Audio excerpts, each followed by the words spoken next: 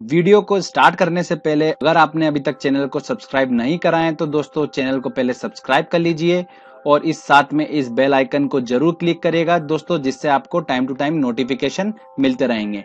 चलिए फ्रेंड्स, अब हम वीडियो स्टार्ट करते हैं। Hello friends, welcome to crazy GK tricks. दोस्तों आज के इस वीडियो में हम बात करेंगे मॉडर्न हिस्ट्री के बारे में। ऑलरेडी हम पढ़ चुके हैं, जो मध्यकालीन भारत है उसको हम अच्छे से पढ़ चुके हैं। उसमें हमने दिल्ली सल्तनत को पढ़ा, फिर हमने मुगल काल को पढ़ा और फिर यूरोपीय कंपनियों को पढ़ा। तो 3 लेक्चर जो है वो ऑलरेडी हम पढ़ चुके हैं। जिसने अभी तक वो मध्यकालीन भारत का वीडियो नहीं देखे हैं तो डिस्क्रिप्शन में लिंक दिया है, आप वहां से वो देख सकते हैं। अब दोस्तों हम बात करते हैं आधुनिक भारत की। तो आधुनिक भारत को भी हमने 2 से 3 लेक्चरों में डिवाइड करा है। तो मैं आपको बता देता हूं कि किस तरीके से हम आधुनिक भारत को पढ़ेंगे। दोस्तों आज का जो लेक्चर है जिसमें हम बात करेंगे वो करेंगे 1857 का विद्रोह और नरमपंथी उदारवादी चरण को हम डिस्कस करेंगे। ये जो आधुनिक भारत का जो समय है ये है 1857 से लेकर 1947 तक का। तो इसमें से 1857 से लेकर 1905 तक का जो समय है उसको आज हम डिस्कस करेंगे, ठीक है। तो देखिए दोस्तों, आधुनिक भारत को जो मैंने डिवाइड करा है वो हम सबसे पहले डिस्कस करेंगे 1857 का विद्रोह, जो हमारा पहला सेक्शन है। उसके बाद नरमपंथी उदारवादी चरण, जो कि 1885 से लेकर 1905 तक का समय है ये, ठीक है। इसको हम समझेंगे। तो ये दोनों जो पार्ट है आधुनिक भारत के, ये दोनों आज के इस वीडियो में हम समझेंगे अच्छे से और क्वेश्चन आंसर सेट भी लगाएंगे। उसके बाद दोस्तों आएगा गर्मपंथी उग्रवादी चरण, जो कि 1905 से लेकर 1917 तक की बीच में जो गतिविधि हुई है उन सबको हम डिस्कस करेंगे इसमें। उसके बाद सबसे लास्ट में लेक्चर आएगा गांधीवादी युग, जिसको 1917 से लेकर 1947 के बीच में जो भी एक्टिविटी हुई थी उसको हम वहां पर डिस्कस करेंगे। तो इस तरीके से 3 वीडियो में हम पूरे मॉडर्न हिस्ट्री को समझ जाएंगे अच्छे से। पहला आज का लेक्चर है वो है 1857 का विद्रोह और नरमपंथी उदारवादी चरण को आज हम डिस्कस कर रहे हैं, ठीक है। 1857 से लेकर 1905 तक का जो भी एक्टिविटी हुई है हम उसको डिस्कस कर रहे हैं। देखिए 1857 के विद्रोह का हम पहला सबसे पहले टॉपिक लेते हैं और इसको समझते हैं कि ये क्या हुआ था इसमें। तो देखिए हमने बात करी थी मुगल काल में जहांगीर के शासनकाल की। तो जहांगीर के शासनकाल में अंग्रेज आना स्टार्ट हो गए थे भारत में। फिर धीरे धीरे अंग्रेज जो है भारत में अपना शासन स्थापित कर लिया था, ठीक है। और यूरोपीय कंपनी आगमन, मैंने आपको बताया था कि जैसे उन्होंने कैसे व्यापारिक कोठी लगाई थी और धीरे धीरे करके भारत देश पे पूरा कब्जा कर लिया था अंग्रेजों ने। तो अंग्रेजों का शासन भारत देश में बहुत बढ़ गया था। तो अंग्रेजों के शासन में दोस्तों 1856 की बात है, सरकार ने क्या करा, पुराने लोहे वाली बंदूक को बंद करके ब्राउन बेस जो नामक एक बंदूक थी उसको बंद करके इन्होंने क्या करा, एक नई बंदूक लेके आए एनफील्ड रॉयल करके। अब एनफील्ड रॉयल नाम की जो बंदूक थी इसमें क्या होता था, गाय की चर्बी से बने हुए कारतूसों का यूज होता था। तो हुआ क्या, 29 मार्च 1857 को मंगल पांडे नामक एक सैनिक ने बैरकपुर में, ध्यान रखिएगा स्पेशली नोट डाउन करिएगा, बैरकपुर में गाय की चर्बी से बने कारतूसों को मुंह से काटने से मना कर दिया। तो उसके फलस्वरूप क्या हुआ, उसकी गिरफ्तारी करके 8 अप्रैल 1857 को उसको फांसी पे चढ़ा दिया। भारत देश में ध्यान रखिएगा क्रांति की चिंगारी थी वो यहां से लगी थी 1857 से। इसके बाद दोस्तों क्या हुआ, इस महान विद्रोह की जो शुरुआत हुई थी वो कहां से हुई थी, 10 मई 1857 जब ये फांसी चढ़ा दिया गया था। उसके बाद में क्या हुआ कि 10 मई 1857 को मेरठ से इस महाविद्रोह की जो थी शुरुआत हो गई थी। कहां से हुई थी, मेरठ से हुई थी। तो ये डायरेक्टली क्वेश्चन पूछते हैं एग्जाम में। इस विद्रोह के समय पर भारत का जो गवर्नर जनरल था वो कौन था, लॉर्ड कैनिंग था। वेरी आईएमपी पॉइंट है दोस्तों, नोट डाउन कर लीजिएगा। अब हम बात करते हैं कि जो भारत में ये विद्रोह हुआ इसकी शुरुआत कहां से हुई थी, मेरठ से हुई थी।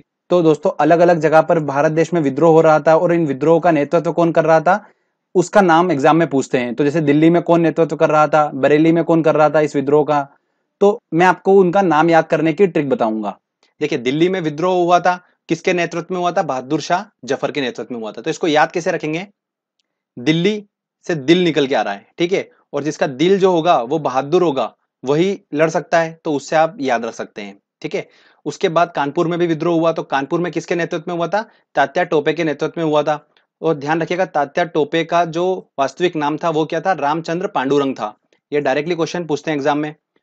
तो अब ध्यान रखिए कानपुर, तात्या टोपे कैसे याद रखेंगे हम, ठंड में हम क्या करते हैं, सर पे टोपा पहनते हैं। तो टोपा पहनते हैं तो वो कान तक पूरा हमारे कवर कर लेता है। क्यों पहनते हैं, इसलिए पहनते हैं कि कान कवर कर ले, हवा ना जाए अंदर। तो उससे आप ध्यान रख सकते हो, कान और टोपे मतलब टोपा जो होता है ना उससे रिलेटेड आप कर सकते हो वर्ड को, ठीक है। अगला आता है लखनऊ। लखनऊ में जो विद्रोह हुआ था किसके नेतृत्व में हुआ था, बेगम हजरत महल के नेतृत्व में हुआ था विद्रोह। तो दोस्तों हम इसको कैसे याद रखेंगे, देखिए लखनऊ है तो लखनऊ का लक मिला, मतलब लक, जिसका लक अच्छा होगा उसको बेगम अच्छी मिलेगी, तो उससे ध्यान रख सकते हैं। झांसी, आप सभी को पता ही है, झांसी जो नाम है वो फेमस है रानी लक्ष्मीबाई के नाम से। तो जो नेतृत्व कर रही थी वो कौन कर रही थी झांसी में? रानी लक्ष्मीबाई कर रही थी। जगदीशपुर जो कि बिहार में पड़ता है, ठीक है, ये बिहार में जो विद्रोह हुआ था उसका नेतृत्व कौन कर रहा था? कुंवर सिंह कर रहे थे। तो ये वेरी इंपॉर्टेंट है, बिहार पीएससी में काफी क्वेश्चंस पूछते हैं इससे, तो आप ध्यान रखिएगा।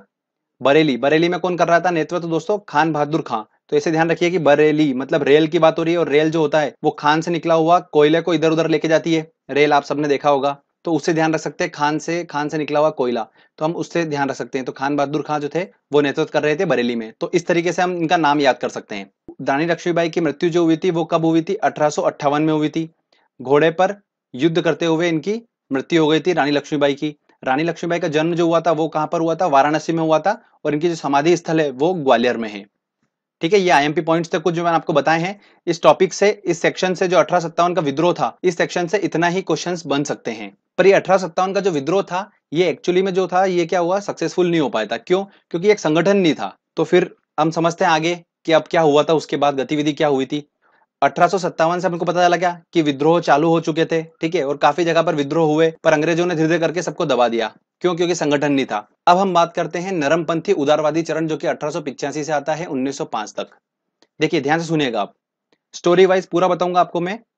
1885 में क्या हुआ था? अंग्रेजों ने भारत देश पे पूर्व वापस से अपना साम्राज्य स्थापित कर लिया था विद्रोह के बाद। तो भारत की जनता को सबसे ज्यादा परेशानी होने लगी थी। तो भारत की जनता ने क्या करा? मन में एक ऐसी राजनीतिक पार्टी बनाने की उनके बात आई जो कि अपनी मांगों को अंग्रेजों तक पहुंचा दे। तो उन्होंने फिर क्या करा? कांग्रेस की स्थापना करी, ठीक है, और कांग्रेस की स्थापना करी गई थी। तो उस समय पर जो गवर्नर जनरल था भारत का वो कौन था? लॉर्ड डफरिन था। ये डायरेक्टली क्वेश्चंस एग्जाम में पूछते हैं। ध्यान सुनिएगा, जो कांग्रेस की स्थापना हुई थी, उस कांग्रेस की स्थापना में जो अधिवेशन हुआ था, उस अधिवेशन में 72 प्रतिनिधियों ने पहले भाग लिया था। और इसकी कांग्रेस की स्थापना जो की गई थी, वो उसके संस्थापक कौन थे? ए ओ ह्यूम थे। ध्यान रखिएगा, वेरी इंपॉर्टेंट क्वेश्चन है। और इन्हीं को क्या बोलते हैं? हर्मिट ऑफ शिमला बोलते हैं। अब इसका पहला जो अधिवेशन हुआ था जिसमें 72 प्रतिनिधियों ने भाग लिया था, तो वो अधिवेशन कहां पर हुआ था? बंबई में हुआ था। और किसकी अध्यक्षता में हुआ था? व्योमेश चंद्र बनर्जी की अध्यक्षता में हुआ था। ओके दोस्तों, अगला बात करते हैं हम 1886 की। तो ये 1885 में ये एक्टिविटी हुई थी कि कांग्रेस की स्थापना हुई। भारत के लोगों ने सोचा कि यार कोई राजनीतिक पार्टी बनाना पड़ेगी जो हमारी मांगों तक, अंग्रेजों तक पहुंचा दे। तो उन्होंने फिर कांग्रेस की स्थापना करी, और किस तरीके से हमको आईएमपी पॉइंट्स देखने हैं वो मैंने आपको बता चुका हूं। 1886 में क्या हुआ था? देखिए दोस्तों, कांग्रेस पार्टी जो थी वो पूरे भारत देश में फैल गई थी धीरे धीरे करके, और ये एक अब राष्ट्रवादी पार्टी बन गई थी 1886 में। उसके बाद बात करते हैं हम 1887 से लेकर 91 तक की बात। तो इसके बीच में क्या एक्टिविटी हुई थी? 1887 में दोस्तों ध्यान रखिएगा, दादा भाई नौरोजी ने इंग्लैंड में भारत सुधार समिति की स्थापना की थी। किसकी स्थापना कर दी थी? भारत सुधार समिति की स्थापना करी थी इंग्लैंड में। और इस भारत सुधार समिति का मोटिव ये था, एम ये था कि अंग्रेजों की जो नीतियां हैं उसका विरोध करना इसका मुख्य उद्देश्य था। उसके बाद क्या हुआ? 1887 से लेकर 91 के बीच में कांग्रेस के बहुत सारे अधिवेशन हुए। उस अधिवेशन में जो पहले मुस्लिम अध्यक्ष थे वो कौन थे? बदरुद्दीन तैयब थे। और पहले अंग्रेज अध्यक्ष कौन थे? जॉर्ज यूल थे। डायरेक्टली क्वेश्चंस पूछते हैं। अगला हम दोस्तों बात करते हैं 1892 में। 1892 में क्या हुआ था फिर? दादा भाई नौरोजी ने इंग्लैंड के फिंसबरी नामक स्थान से सांसद का चुनाव लड़ा, और इंग्लैंड की संसद पहुंचने वाले पहले ही भारतीय कौन बने थे? दादा भाई नौरोजी बने थे। तो ध्यान रखिएगा, वेरी इंपॉर्टेंट है, फिंसबरी नामक जगह पर उन्होंने पहले सांसद का चुनाव लड़ा था इंग्लैंड में। तो ये डायरेक्टली क्वेश्चंस बनते हैं, ये वाली वेरी इंपॉर्टेंट पॉइंट है, तो इसको आप ध्यान रखिएगा। अब दोस्तों हम बात करते हैं उदारवादी नेता और उग्रवादी नेता। ये दोनों काफी ज्यादा पूछे जाएंगे क्वेश्चन एग्जाम में, और इन्हीं को हम दो सेपरेट सेपरेट सेक्शन में पढ़ भी रहे हैं। उदारवादी नेता जो थे दोस्तों वो कैसे थे? ऐसे नेता थे जो अपनी मांगों को अंग्रेजों के सामने प्रार्थना पत्र और शिष्टाचार के माध्यम से वो अपनी मांगों को रखते थे। और उग्रवादी नेता जस्ट के अपोजिट थे, थोड़ा उग्र थे, वो समझ सकते हैं अपन। तो जो उदारवादी नेता थे वो कौन कौन है? दादा भाई नौरोजी, गोविंद रनाडे, गोपाल कृष्ण गोखले और मदन मोहन मालवीय। और उग्रवादी नेता थे वो थे लाल बाल पाल, स्पेशली नाम से जाना जाता है इनको। तो दोस्तों लाल से बना हमारा लाल लाजपत राय, बाल से बना बाल गंगाधर तिलक, और पाल से बना हमारा विपिन चंद्र पाल। ठीक है, ध्यान रखिएगा। इसके अलावा एक और उग्रवादी नेता थे अरविंद घोष। तो वेरी इंपॉर्टेंट है, ध्यान रखिएगा, लाल लाजपत राय, बाल गंगाधर तिलक, विपिन चंद्र पाल और अरविंद घोष, ये उग्रवादी नेता थे। तो डायरेक्टली ये एग्जाम में क्वेश्चन पूछते हैं। अपने को बोल दिया क्वेश्चन एग्जाम में ऐसा दे देते हैं कि निम्न में से कौन सा उग्रवादी नेता नहीं है। ठीक है, तो लाल लाजपत राय, बाल गंगाधर तिलक दे दिया, उसके बाद दिया विपिन चंद्र पाल, और चौथा ऑप्शन है दादा भाई नौरोजी। तो ऑब्वियसली बात है दादा भाई नौरोजी होंगे, जो कि उग्रवादी नेता नहीं है। तो इस तरीके से क्वेश्चंस घुमा फिरा के पूछते हैं। ठीक है, ये हमने यहाँ पर सेक्शन जो है ये हमारा कंप्लीट हो गया है। 1857 का विद्रोह और उदारवादी चरण, ये हमने अच्छे से कंप्लीट कर लिया है। तो चलिए दोस्तों, इससे रिलेटेड जितने भी क्वेश्चंस एग्जाम में पूछे गए हैं हम उन क्वेश्चंस को सॉल्व कर लेते हैं।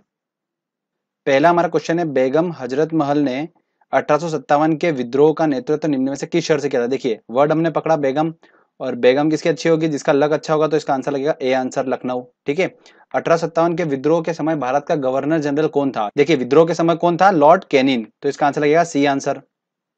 अगला क्वेश्चन है, 1857 के विद्रोह में कानपुर से सैनिकों का नेतृत्व किसने किया। देखिए कानपुर से बात आ रही है, तो कानपुर से दोस्तों मैंने आपको बताया था हम सर्दी में टोपा पहन लेते हैं कान को ढकने के लिए, तो उससे हमारा रिलेटेड बनेगा, तो तात्या टोपे इसका आंसर होगा, बी आंसर होगा। ठीक है, चलिए आगे और देखते हैं क्वेश्चन। अगला हमारा क्वेश्चन है, 1857 का विद्रोह बिहार से किसके नेतृत्व में हुआ था। देखिए किसके नेतृत्व में हुआ था, बिहार से कुंवर सिंह के नेतृत्व में हुआ था, तो इसका आंसर लगेगा ए आंसर। 1857 का विद्रोह में शामिल तात्या टोपे का वास्तविक नाम क्या था, तो उनका वास्तविक नाम था रामचंद्र पांडुरंग, तो इसका आंसर होगा डी आंसर। मंगल पांडे कहाँ के विप्लव से जुड़े हैं, तो देखिए कहाँ के विप्लव से जुड़े थे, वो बैरकपुर के विप्लव से जुड़े थे, तो इसका आंसर लगेगा ए आंसर।